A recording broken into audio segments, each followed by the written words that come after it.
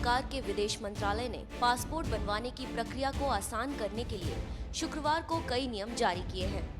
विदेश मंत्रालय की ओर से जारी प्रेस रिलीज में कहा गया है कि नई व्यवस्था के तहत पासपोर्ट बनने की प्रक्रिया आसान हो जाएगी। नए नियमों के बाद अब साधु संन्यासी, विवाह के बाहर पैदा हुए बच्चे और सिंगल पेरेंट्स के बच्चों, अनाथ बच्चों का पासपोर्ट भी आसानी से बन सकेगा। चलिए आपको बताते हैं पासपोर्ट के नए नियम क्या क्या हैं। पहले 26/1/1989 के बाद जन्मे लोगों को अलग से जन्म प्रमाण पत्र देना होता था।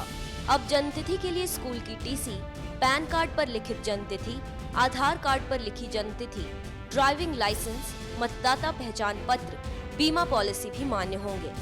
अब पासपोर्ट के आवेदन में माता पिता में से किसी भी एक का नाम या कानूनी अभिभावक का नाम देना ही अनिवार्य होगा। इससे अब सिंगल पेरेंट भी अपने बच्चों के लिए पासपोर्ट का आवेदन आसानी से कर सकेंगे। शादीशुदा लोगों को अब शादी प्रमाण पत्र या एनेक्सर के देने की जरूरत नहीं है। अनाथ बच्चे जिनके पास जन्म प्रमाण पत्र या जन्म तिथि वाली मार्कशीट नहीं है, वो अपने अनाथालय या संस्थान के लेटर पैड पर संस्थान प्रमुख के हस्ताक्षर के साथ जन्म तिथि दे सकते हैं।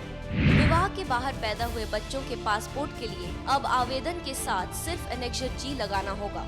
सरकारी कर्मचारी जो पहचान पत्र या अपने संस्थान से अनापत्ति प्रमाण पत्र नहीं ले पा रहे हैं, वो आपात स्थिति में पासपोर्ट लेने के लिए स्वघोषित एनेक्सर एन जमा करा सकते हैं। उन्हें ये घोषित करना होगा कि वो अपने संस्थान को पासपोर्ट आवेदन की जानकारी दे चुके हैं। साधु संन्यासी अब अपने गुरु का नाम अभिभावक के रूप में देकर पासपोर्ट के लिए आवेदन कर सकते हैं। इसके लिए उनके पास ऐसा कोई प्रमाण पत्र होना आवश्यक है जिसमें उनके अभिभावक के रूप में आध्यात्मिक गुरु का नाम हो। भारत सरकार इन बदलावों को लागू करने के लिए जल्द ही अधिसूचना जारी करेगी। साथ ही इन बदलावों की सूचना सभी पासपोर्ट कार्यालयों को दे दी गई है।